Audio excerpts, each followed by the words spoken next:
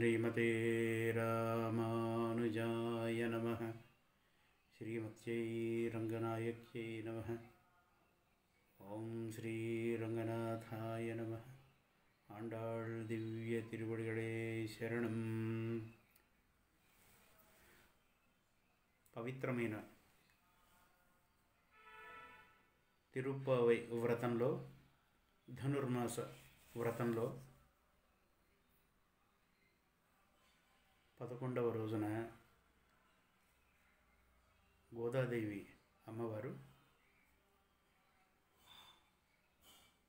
ఈరోజు కూడా ఒక మహానుభావులైన ఆచార్యులను ఉద్దేశిస్తూ ఒక ప్రముఖురాలైన సాధకురాలైన గోపికను ఉద్దేశిస్తూ విలిపుత్తూరులోని ఒక చెలికత్తెను ఉద్దేశిస్తూ ప్రబోధ చేస్తున్నది. ప్రబోధ చేయమని ప్రార్థిస్తున్నది. ఆచార్యుల పరంగా, పూర్వాచార్యుల పరంగా ఈనాడు సంబోధించబడుతున్న ఆళ్వారులు తిరుమంగయ్యాళ్వారు అని మహానుభావుడు.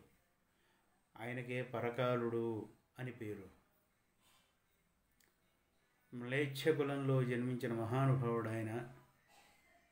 సాక్షాత్తు శ్రీదేవి అవతారమైన కన్యను వివాహం చేసుకున్నాడు.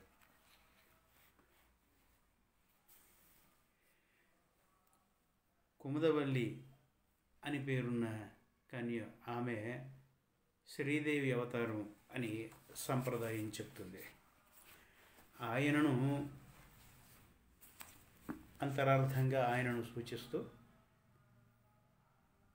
విలిపుత్తూరులోని ఒక చెలికత్తెను సూచిస్తూ, నందగోకులంలోని ఒక గోపికను సూచిస్తూ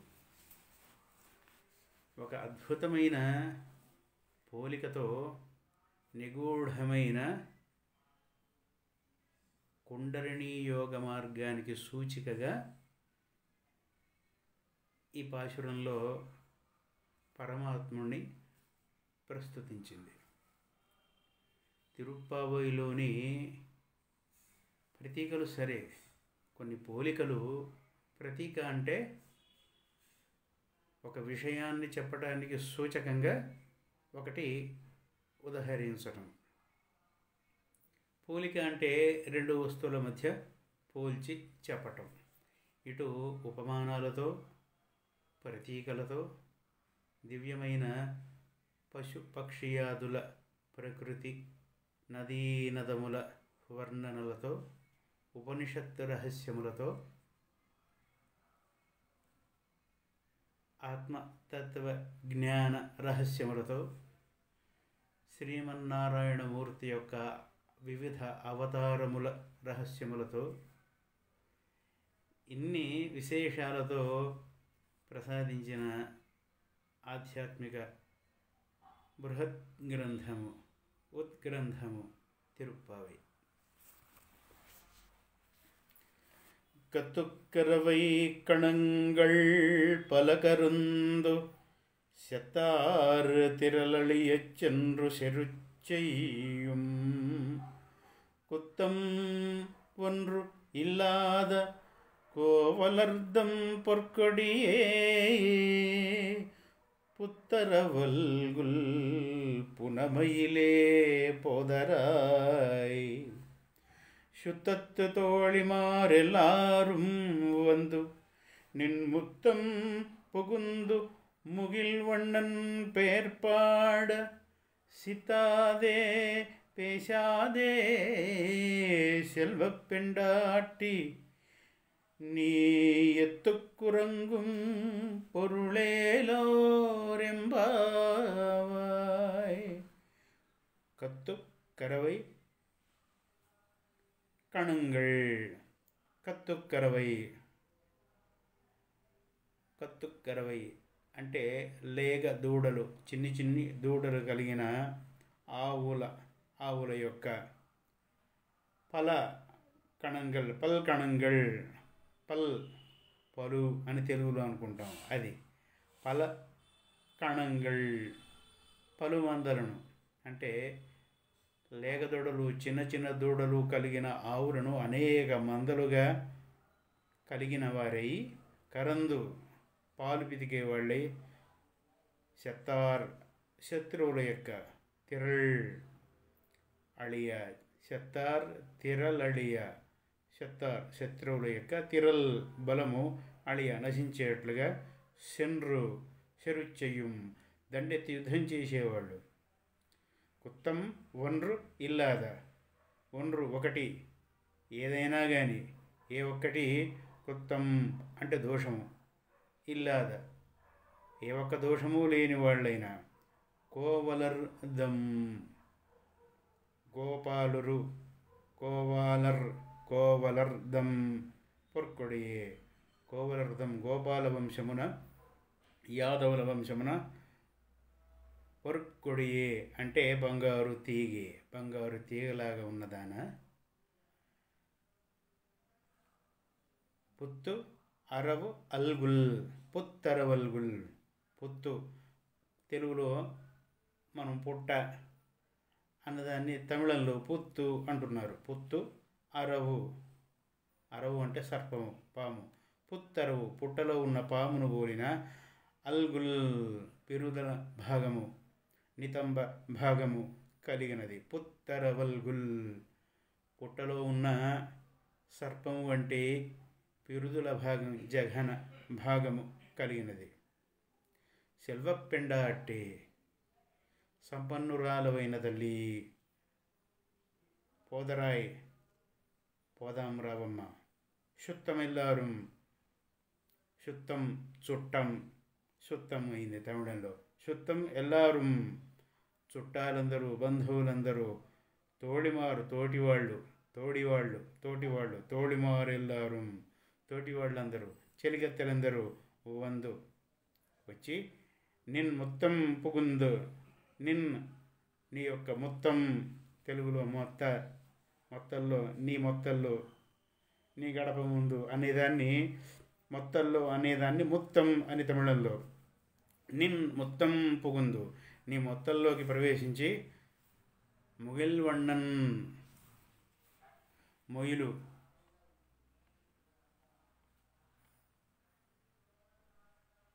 మొగులు, మొగుళ్ళు, ఆముక్తమాల్యదలో కూడా మొగుళ్ళు అంటాడు శ్రీకృష్ణదేవరాయ చక్రవర్తి మేఘములను మబ్బులను.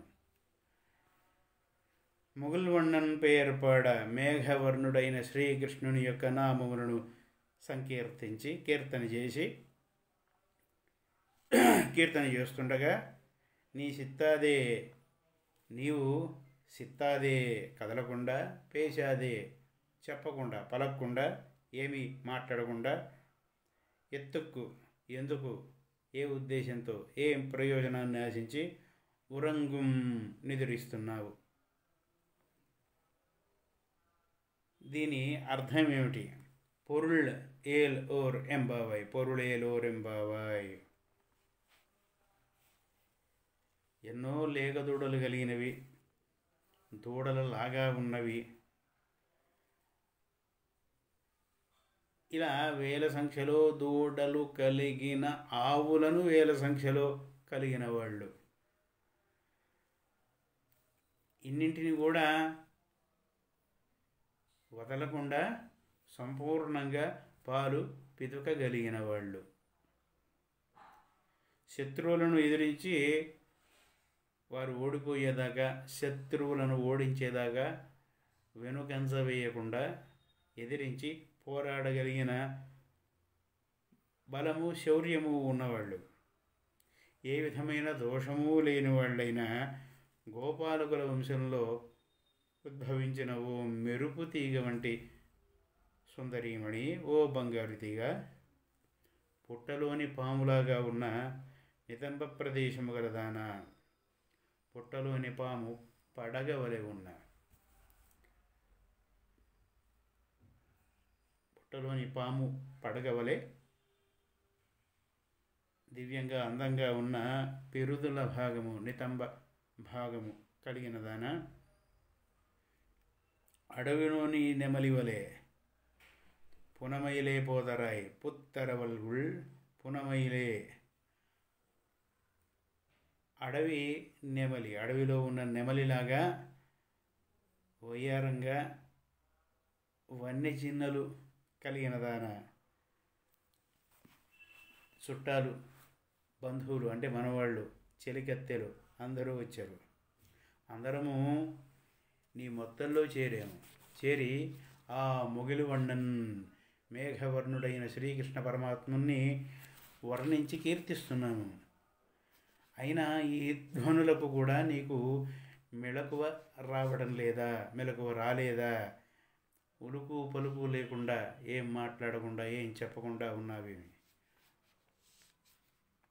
ఓ సుందరి, ఓ సంపన్నురాల, ఓ తెగువ కలిగిన గోపాలకుల ఔదార్యము కలిగిన గోపాలకుల వంశంలో ఉద్భవించిన దానా, దీని అర్థం ఏమిటి? నీవు ఇలా నిదురలోనే ఉండటానికి, ఇంకా లేచి మాతోటి రాకుండా ఉండటానికి కారణం ఏమిటి?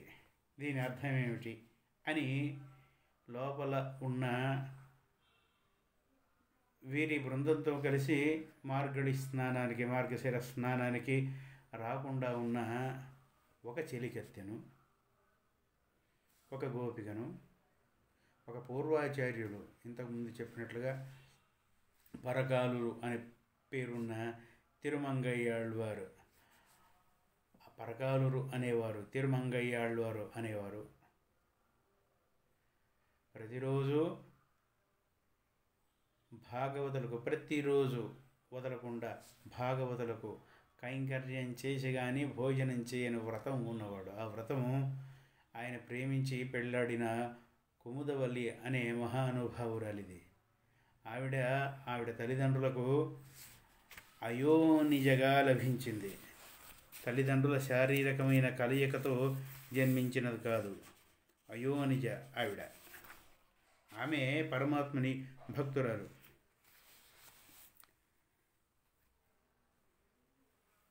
ఆ కుముదవల్లి ఆమె ఒక నిష్ఠాగరిష్ఠుడైన బ్రాహ్మణునికి దొరికింది. ఆ బ్రాహ్మణుడు ఆమెను చెరువు వద్ద లభించిన శిశువును తన కుమార్తెగా పెంచుకున్నాడు. ఈయన కడపటి జాతికి చెందినవాడు, మ్లేచ్ఛుడు. ఈయన అసలు పేరు నీలుడు, పరకారుడు అని పేరు. వైష్ణవ సంప్రదాయంలో తిరుమంగయ్యాళ్వారు అని పేరు. ఆవిడకు కుముదవల్లికి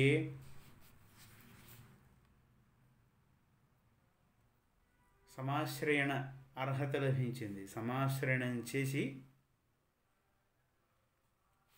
శ్రీ వైష్ణవ మార్గంలో పరమాత్ముడిని నిత్యము ఆరాధించే మహావైష్ణవురాలు ఆవిడ కుముదవల్లి. ప్రతిరోజు 1008 మంది శ్రీ వైష్ణవులకు సంతర్పణ చేసి, భాగవతులకు సంతర్పణ చేసి మాత్రమే భోజనం చేసే వ్రతం. అలా రోజుకు 1008 మంది వైష్ణవులకు ప్రసాదము అన్నప్రసాదము సమర్పించి ఆ తరువాత భోజనం చేసే నియమం ఉంది. జీవితాంతం నువ్వు అలా చేయగలవా అని చేస్తాను అనే షరతు మీద ఆయన వివాహం చేసుకుంది. అలానే కొనసాగించిన ఔదార్యం కలవాడు. చోళరాజు యొక్క సామంతుడై ఉండి యుద్ధరంగంలో ప్రవేశం ఉన్న పరిపాలకుడు కూడా. చోళరాజుకు కప్పం కట్టడం కోసం, ఈ భాగవతులను పోషించడం కోసం దుర్మార్గులైన, నాస్తికులైన, విష్ణుద్వేషులైన, అన్యాయార్జితమైన సంపదను కలిగిన వాళ్ళ సంపదను దోచుకొని సంతర్పణ చేశాడు. ఆయనను వర్ణిస్తున్నారు. ఏ రకంగానూ చూద్దాం. కత్తుక్కరవై కణంగల్ పలకరుందు, లేగదూడలు వేలాది ఆవులు కలిగిన అంత సమృద్ధమైన పశు సంపద, గో సంపద కలిగిన యాదవుల కులంలో పుట్టిన తల్లి.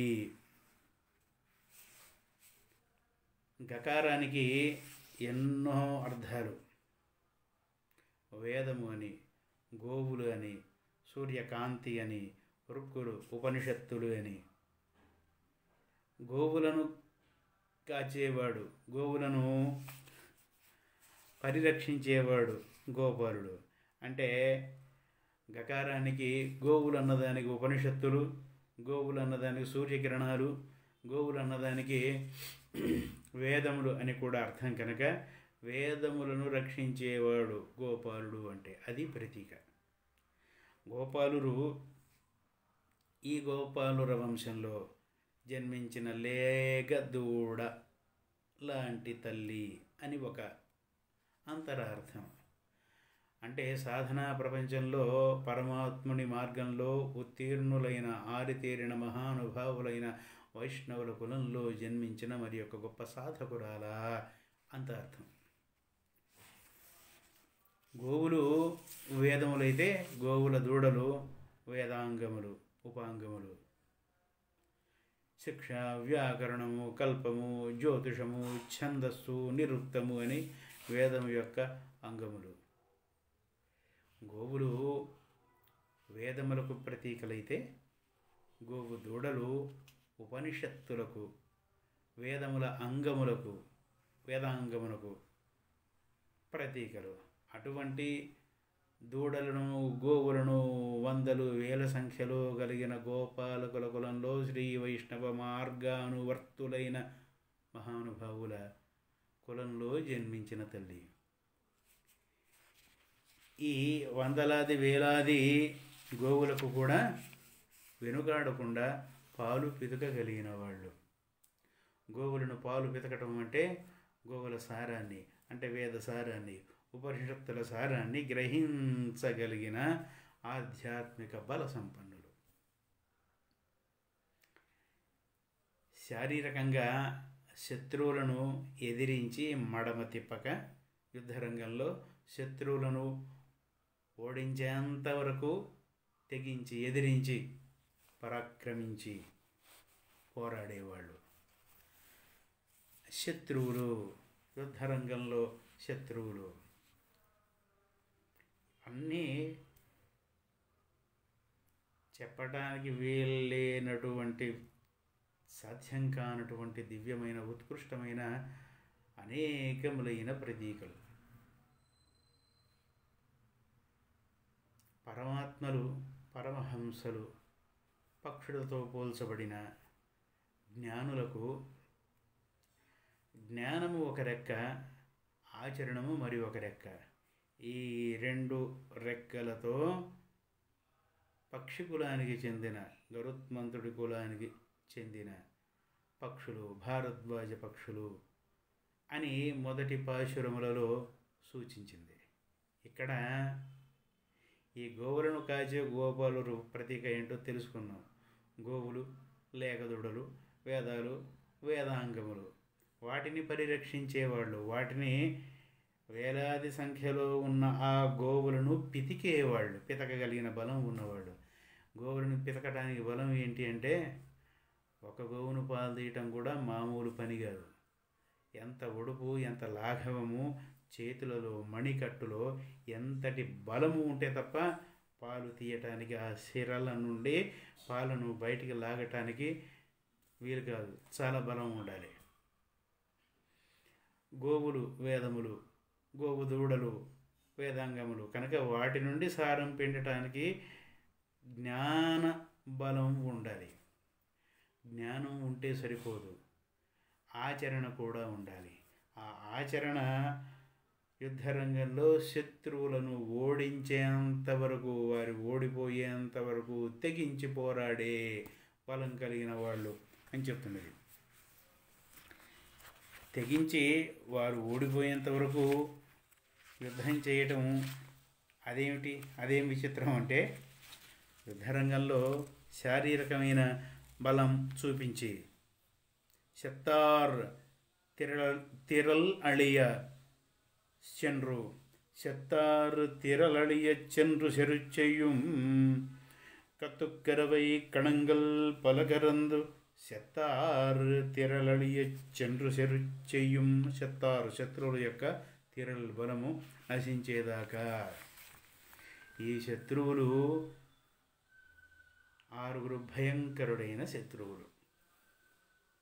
వారు ఓడిపోయేదాకా తెగించి అంటే అరిషడ్వర్గములను సంపూర్ణముగా జయించేంత వరకు కామ క్రోధ లోభ మోహ మద మాత్సర్యములనే అరిషడ్వర్గములు పూర్తిగా నశించేంత వరకు వాటిని పూర్తిగా ఓడించి వాటిని స్వాధీనం చేసుకొని సంపూర్ణ శుద్ధ సత్వగుణ శోభ ప్రకాశించేంత వరకు పోరాడగలిగిన వాళ్ళు కనుక అది జ్ఞానబలము, ఇది సాధన బలము, ఆచరణలోకి తీసుకొని వచ్చిన ఆ జ్ఞానపు బలము.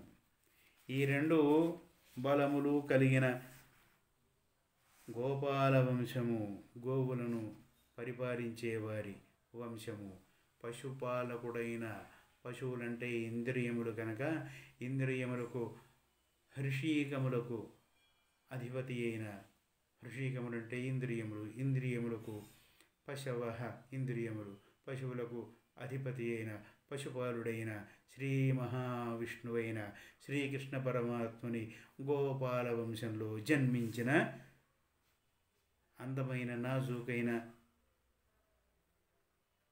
సుందరీమణి అని సంబోధించి లేచిరావమ్మ అని పిలుస్తున్నారు.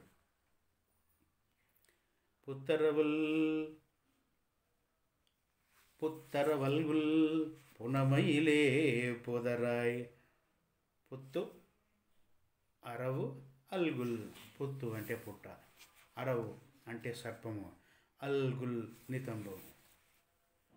పుట్టలో ఉన్న పాము లాంటి నితంబ భాగము, పిరుదుల భాగం కలిగిన తల్లి. స్త్రీ గనక, స్త్రీని వర్ణిస్తున్నది గనక ఇదేమిటి వర్ణన అనుకునే అవసరమే రాదు, పురుషులు వర్ణించినా రాదు. ఆ వర్ణన దాని యొక్క ప్రయోజనము మదన వికారము, ఇతరత్ర వికారము అయితే దోషము. ఇది ఒక గుణాన్ని ప్రతీకగా వర్ణిస్తున్నారు, అందున స్త్రీని వర్ణిస్తున్నారు. స్త్రీ చేత పొగడబడిన స్త్రీ యొక్క అందమే అందం, పురుషుడి చేత పొగడబడిన పురుషుడి యొక్క అందము, బలము, గుణము అత్యంత ఉన్నతమైనవి. ఎలాగో స్త్రీ చేత పొగడబడిన మరి ఒక స్త్రీ అందమే నిజమైన అందం కనుక స్త్రీమూర్తి అయిన ఈమె మరొక స్త్రీని, లోపల పడుకున్న స్త్రీని సంభావిస్తూ పిలుస్తున్నారు. పుట్టలోనున్న పాములాగా పిరుదులు పుట్ట అని చెప్తున్నది. దివ్యమైన కేశ సంపద కలిగిన ఒక స్త్రీ వెనక భాగాన్ని నడుస్తూ వెళ్తుంటే ఒకసారి వెనక నుండి చూసిన ఊహను మనం తెచ్చుకోగలిగితే ఆ పిరుదుల భాగం నుండి జడకొస మొదలవుతుంది. ఆ జడకొస పైకి వెళ్ళి వెళ్ళి వెళ్ళి వెళ్ళి వెనక నుండి చూసినప్పుడు పాము పడగలాగా వెడల్పుగా ఉంటుంది. జడ యొక్క క్రింద భాగము సన్నగా మొదలై అక్కడ నుండి లావుగా వెళ్తూ చివరికి నెత్తి మీద ఉన్నది పడగ విప్పిన పామును వెనక నుండి చూస్తున్నట్టుగా ఉంటుంది. అది పడగ విప్పిన పాము వేదముల, ఉపనిషత్తుల, గోవులను పిదుకగలిగిన వంశంలో పుట్టి మొదటి నుండి చెప్పుకుంటూ వస్తున్నట్లుగా యోగ నిద్రలో ఉన్న మహానుభావురాలు యోగ మార్గంలో, కుండలిని యోగ మార్గంలో పరమాత్ముడిని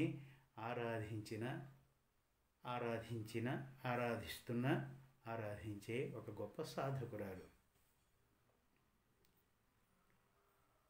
మహీమూలాధారే కమపి మణిపూరే హుతవహం స్థితం స్వాధిష్ఠానే హృది మరుతమాకాశముపరి మనోపి భ్రూमध्ये सकलमपि भित्त्वा कुलपथं सहस्रारे पद्मे सहरहसि पत्या విహరసే.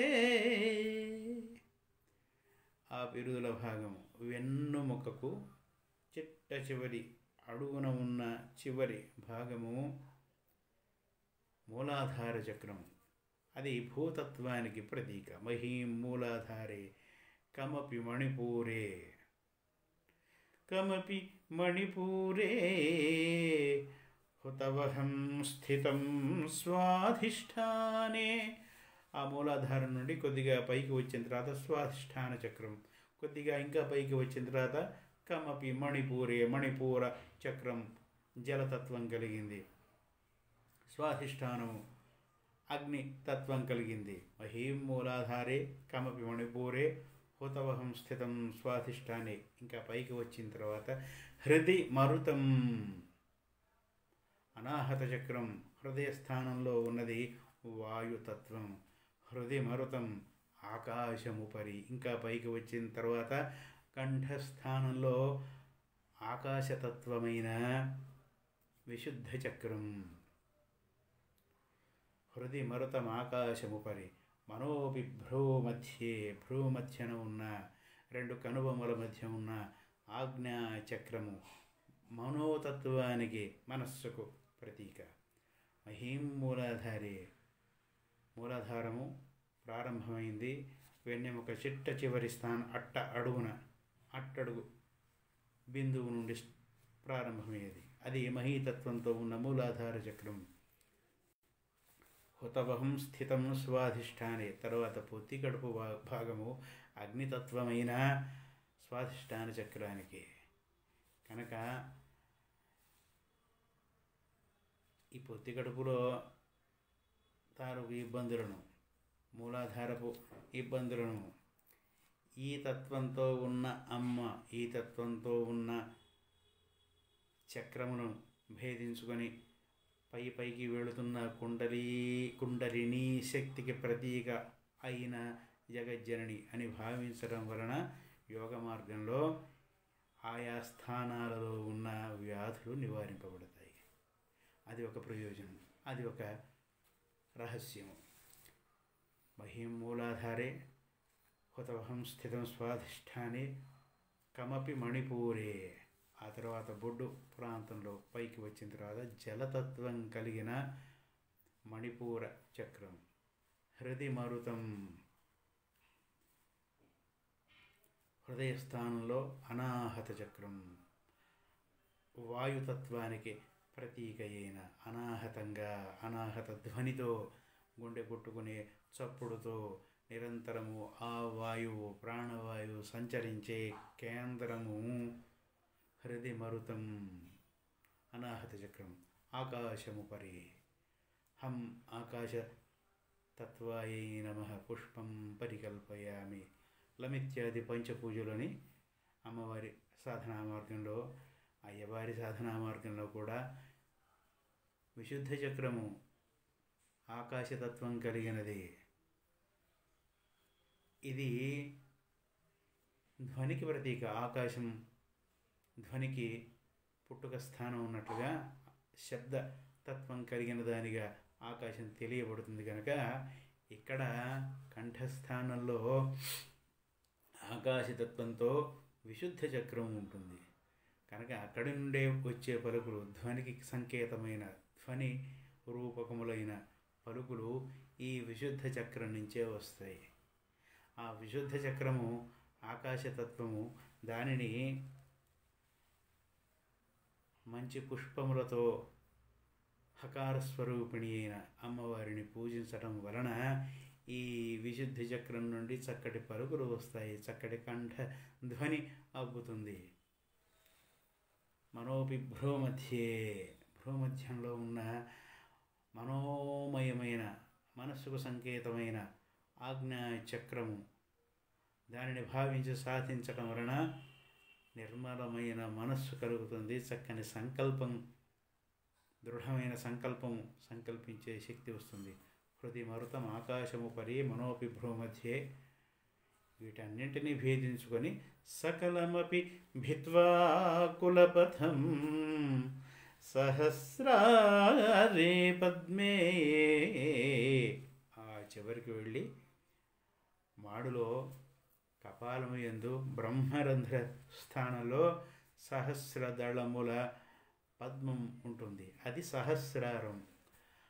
అక్కడ తన పతి అయిన పరమశివుడితో విహరించే జగన్మాత పార్వతీదేవి లలితాంబ, తన పతి అయిన శ్రీ మహావిష్ణువుతో క్రీడించే జగజ్జనని శ్రీమన్మహాలక్ష్మి, తన పతి అయిన సమస్త సృష్టికి కర్త అయిన ధాత అయిన బ్రహ్మతో క్రీడించే సరస్వతి స్వరూపిణి అయిన అమ్మవారు ఏ రూపంతో భావించినా ఈ చక్ర మార్గాన్ని, దీనిని కౌళ మార్గము అంటారు.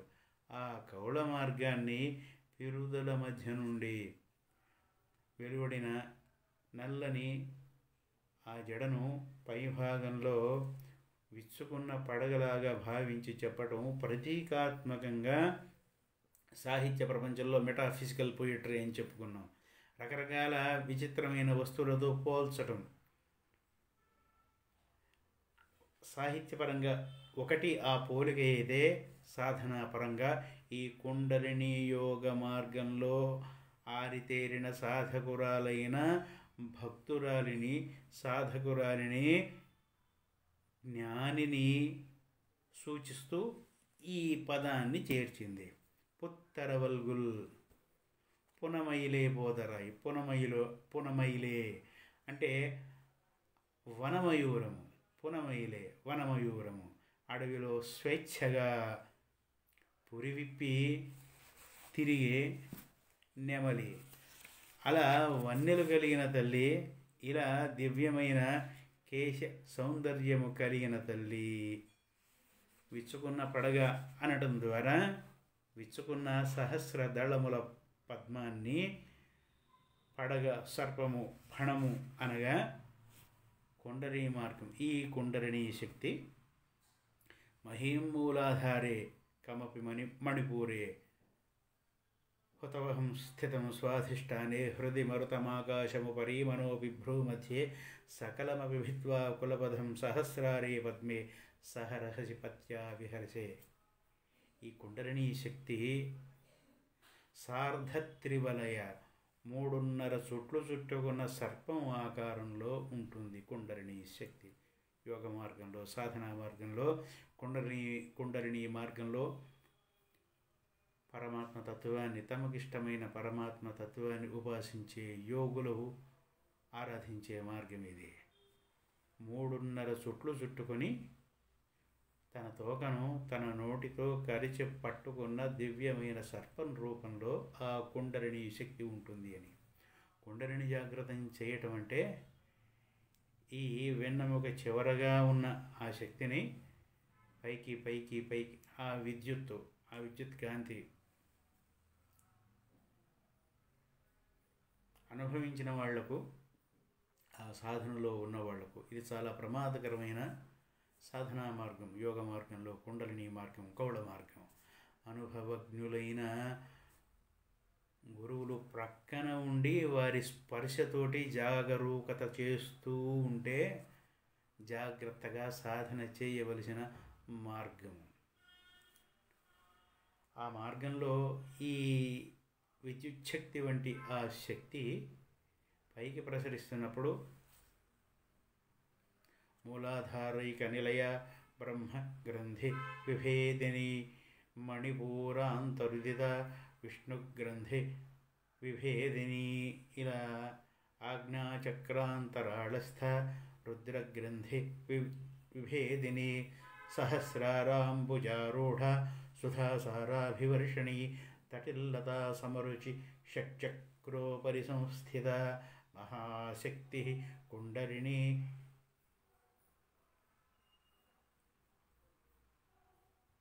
భిసతంతు తనీయసి అని చెప్పబడిన అమ్మవారి శక్తి ఈ మార్గాల ద్వారా ఒక్కొక్క నాడీ కేంద్రం, ఒక్కొక్క నాడీ శక్తి, ఒక్కొక్క విద్యుత్ శక్తి, ఒక్కొక్క విద్యుత్ తరంగ శక్తి, అవి ఆ గ్రంథులను భేదిస్తూ ఆ గ్రంథులను భేదిస్తూ పైకి వెళ్ళే ఆ కుండలిని శక్తి ఈ సర్ప రూపంలో ఉండి పైకి వెళ్ళి అక్కడికి వెళ్ళిన తర్వాత తన సహస్ర దళముల పద్మమును వికసించి అక్కడికి ఆ శక్తి, ఆ అనుభూతి, ఆ విద్యుత్ శక్తి, ఆ తరంగ శక్తి అది వెళితే హృదయము, మనస్సు, ఆత్మ, శరీరంలోని సమస్తములైన నాడీ కేంద్రాలు చల్లబడి మాటలలో వర్ణించటానికి వీలు కానటువంటి దివ్యమైన అలౌకికమైన చల్లని అమృతధారలలో స్నానం చేసిన అనుభూతి కలుగుతుంది. ఇది యోగ మార్గంలో, కుండలిని యోగ మార్గంలో మహాసాధకులైన వాళ్ళు చెప్పే అనుభవాల సారం. అలా పైకి వెళ్ళినది పైనే అలాగే ఉంటే అప్పుడు బ్రహ్మరంధ్రం భేదించుకొని ప్రాణం వెళ్ళిపోవటం జరుగుతుంది. అక్కడి దాకా వెళ్ళి ఆ ఆనందాన్ని అనుభవించి, అంటే సమాధి స్థితిలోకి వెళ్ళి ఒక రకంగా మరలా నెమ్మదిగా ఇహలోకంలోకి వచ్చినట్లుగా ఈ మెరుపు లాంటి బిసతంతు తనీయసే తామర తోడులో ఉండే ఒక సన్నని తీగ లాంటిది ఉంటుంది, ఐషీకము అని. దాని మధ్యలో ఒక రంధ్రము ఉంటుంది. ఆ రంధ్రం నుండే తామర పుష్పానికి నీరు పీల్చుకునే శక్తి వస్తుంది. అంతటి బిసతంతు తనీయసీ భవానీ భావనాగమ్య భవారణ్య కుఠారిక భద్రమూర్తి అని చెప్పడానికి ముందు చెప్పిన శ్లోకంలో, మంత్రశ్లోకంలో, లలితా సహస్రంలో ఆ బిసతంతు తనీయసి అంతటి సన్నటి రంధ్రము వెన్నెముక మధ్యలో నుండి పైదాకా ఉంటుంది. ఆ రంధ్రం నుండి కుండలిని శక్తి పైకి ప్రవహిస్తుంది. సర్పస్వరూపంలో ఉన్న ఆ శక్తి పైకి వెళ్ళి ఈ క్రీడ జరిగిన తర్వాత, ఆ ఆనందాన్ని అనుభవించిన తర్వాత, ఆ చల్లదనాన్ని, ఆ వర్షాన్ని, ఆ సుధా వర్షాన్ని అనుభవించిన తర్వాత మరలా ఆ విద్యుత్తు, ఆ మెరుపు, ఆ శక్తి క్రింది దాకా వచ్చి మరలా ప్రారంభ కేంద్రమైన ఎక్కడ ప్రారంభమైందో అక్కడ మూలాధారం చివర, అంటే వెన్నెముక చివరికి వచ్చి ఆ అనుభూతి, ఆ విద్యుత్ శక్తి చల్లబడి ప్రశాంతంగా అప్పుడు నెమ్మదిగా ఆ సాధకుడు ఇహలోకంలోకి లేదా సమాధి స్థితి నుండి ఇహలోకంలోకి రావడం జరుగుతుంది.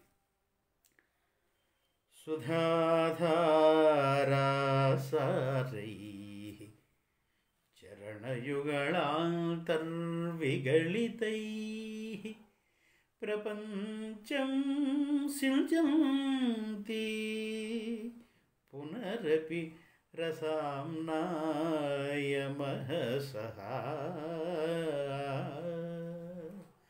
అవాప్య స్వాం భూమిం భుజగనిభమధ్యుష్టవలయం స్వమాత్మానం కృత్వా స్వపిషి కులకుండే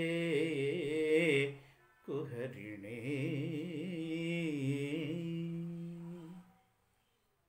మహిమూలాధార అని కింద నుంచి ప్రారంభమైన కుండలిని శక్తి పైకి వెళ్ళిన తర్వాత సుధాధారాసారైః చరణయుగళాంతర్విగళితైః అక్కడ ఆ సుధావర్షము, అమృతపు వర్షము లాంటి అనుభూతితో సాధకుడు పరవశించి ఇహలోకపు స్పృహ లేకుండా ఆ ఆనందంలో విహరించిన తర్వాత ఆ అమృతపు జల్లు ప్రపంచం అంటే దేహము, ప్రపంచము పంచభూతములతో, పంచతత్వములతో, పంచతన్మాత్రలతో, పంచకర్మేంద్రియాలతో, పంచజ్ఞానేంద్రియాలతో ఇలా ప్రపంచము కనుక ప్రపంచం అంటే శరీరం. సాధకుడి శరీరం అంతా, శరీరంలో ఉన్న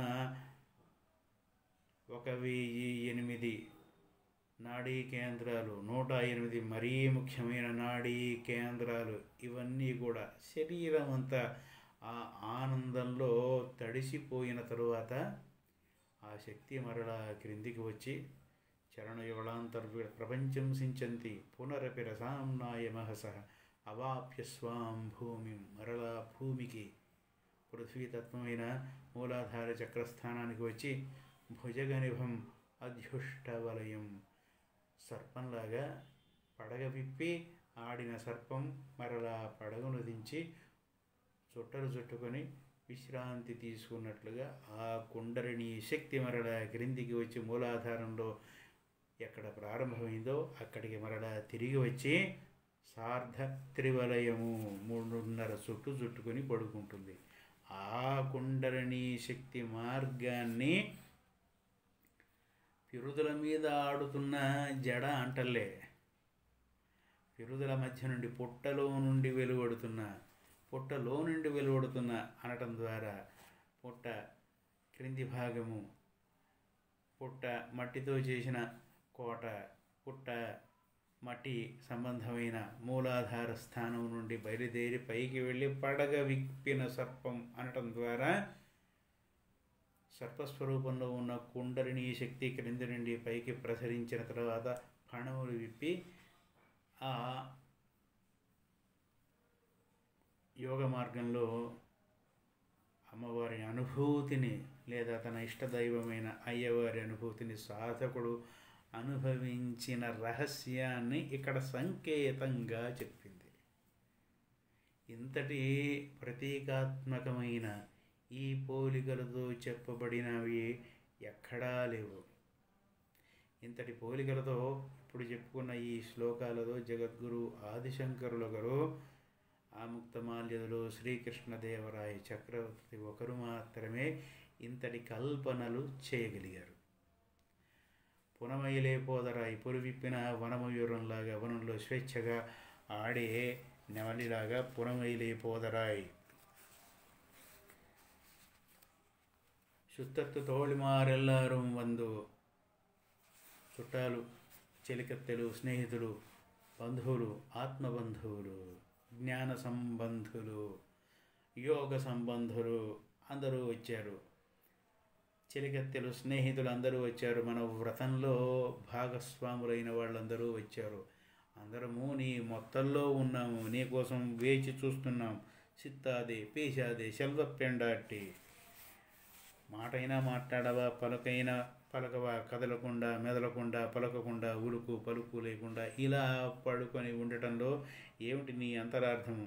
లేచి బయటకు వచ్చి మాతో కలిసి మార్గశిర స్నానం చేసి నీ మార్గదర్శకత్వంలో మేము కూడా పరమాత్మ జ్ఞానంలో పరిపూర్ణులమయ్యేట్లుగా మమ్ములను అనుగ్రహించి లేచి బయటికి రావమ్మా అని ఈ 11వ నాటి పాశురంలో ఇక గోవులను అంటే వేదములను, గోవులను పెతకటం అంటే జ్ఞానాన్ని మథించి జ్ఞానసారాన్ని తీయటం, అందరికీ పోయటం కోసం, అందరికీ పంచడం కోసం, అంటే ఆధ్యాత్మిక పిపాస ఉన్న వారందరికీ పంచటమే. ఇది ఈ ఔదార్యాన్ని సూచించటం ఆయన మహానుభావుడైన పరకాలుడు 1,008 మంది భాగవతులకు ప్రతినిత్యము కైంకర్యం చేసిన ఔదార్యానికి సూచనగా ఆ పదాన్ని వాడి, యుద్ధరంగంలో వెనుదీయకుండా పోరాడిన అన్న పదం ద్వారా ఇటు ఔదార్యంలోనూ జ్ఞాన సంబంధమైన వితరణలోనూ అటు శారీరకమైన బలంతో రాజులను, చక్రవర్తులను, దుర్మార్గులైన పరిపాలకులను,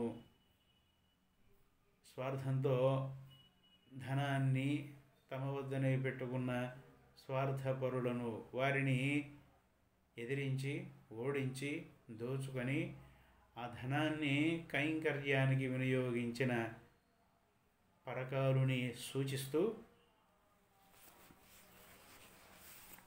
ఆవులను చితకటంలోనూ, యుద్ధరంగంలో వెన్నివ్వకుండా శత్రువులు ఓడిపోయేంత వరకు పోరాడటం అనే పదముల ద్వారా పరకాల స్వామిని తిరుమంగయ్యాళ్వారు మహానుభావుని సూచిస్తూ ఇటు జ్ఞాన సంబంధమైన బలము, షడ్వికారాలను, షట్శత్రువులను, 6 శత్రువులు కామక్రోధ లోభ మోహ మద మాత్సర్యాలని అరిషడ్వర్గాన్ని ఓడించటం అని ప్రతీకగా శారీరకంగా బలంతో శత్రువులను ఓడించిన తిరుమంగయ్యాళ్వారు వారి సూచన చేస్తూ ఇన్ని దివ్యమైన ప్రతీకలతో, ఇన్ని సూచనలతో, ఇన్ని రహస్యాలతో దివ్యమైన ఈ 11వ పాశురాన్ని జగజ్జనని గోదాదేవి తన తిరుప్పావై వ్రతంలో, ధనుర్మాస వ్రతంలో 11వ నాడు మనకు అందించింది.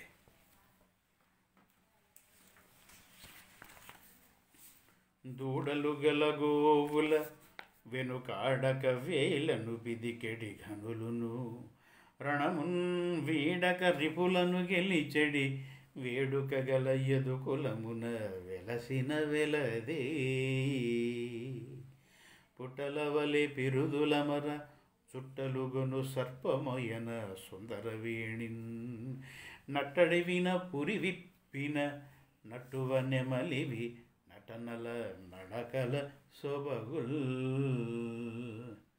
సిరిగల ఇంటికి సిరియవు తరుణి వేగముగరమ్ము తగదిక తడయన్, సరివారలు బంధువులెల్లరు వాకిట చేరినారు లలనా పాడన్.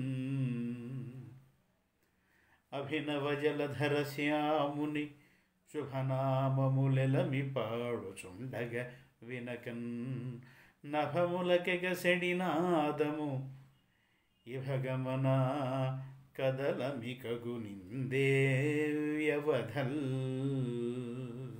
అని లోపల ఉన్న చిలకెత్తను లేదా గోపికను లేదా మహానుభావుడైన పూర్వాచార్యులను ఉద్దేశిస్తూ సంబోధిస్తూ ఈ దివ్యమైన 11వ పాశురాన్ని జగజ్జనని గోదాదేవి మనకు అందించింది. 12వ నాటి పాశురానికి రేపు తిరిగి మరలా కలుద్దాం. అంతవరకు సెలవు. యదక్షర పదభ్రష్టం మాత్రాహీనం చ యద్భవేత్ తత్సర్వం క్షమ్యతాం దేవ నారాయణ నమోస్తుతే. కాయేన వాచా మనసేర్వా బుద్ధ్యాత్మనా వా ప్రకృతే స్వభావాత్ కరోమి యద్యత్ సకలం పరస్మై నారాయణాయేతి సమర్పయామి. శ్రీమతే రామానుజాయ నమః. ఆండాళ్ దివ్య తిరువడిகளே శరణం. ఓం శ్రీ రంగనాథాయ నమః. స్వస్తి.